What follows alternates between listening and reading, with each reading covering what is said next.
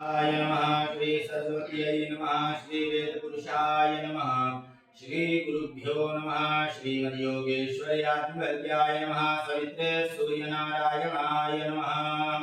गणनाथ सरस्वती रव शुक्र बृहस्पतीन् पञ्चैतान् संस्मरे नित्यं वेदवाणीं प्रवर्तयेत् वक्रतुण्ड महाकाय सूर्यकोटि समप्रभा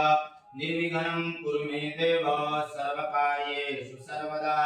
गुरुर्ब्रह्मा गुरुर्विष्णु गुरुर्देवो साक्षात् परब्रह्म तस्मै श्री गुरवे नमः। रामाय रामभद्राय रामचन्द्राय वेदसे रघुनाथाय नाथाय सीताय पतये नमः।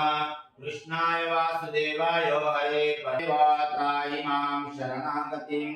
जन्म मृत्यु जरा व्याधि पीडितं कर्मबन्धनै भवानी शंकरो वंदे श्रद्धा विश्वास रूपिणः याभ्यां विनाश पश्यन्ति सिद्धा सान्तस्तमीश्वरो ध्यायामि चिन्तयामि प्रार्थना पूर्वं नमस्करोमि नेत्रोद्घामि गोविवर्षः शरीरं मार्जयेत् ओम पवित्रा पवित्रो वा सर्वावस्थामतो विवायः स्मरेत् पुण्डरीकाक्षं स्वाया भन्द्रा श्री सर्वं शुचि पुण्डरीकाक्ष पुनातो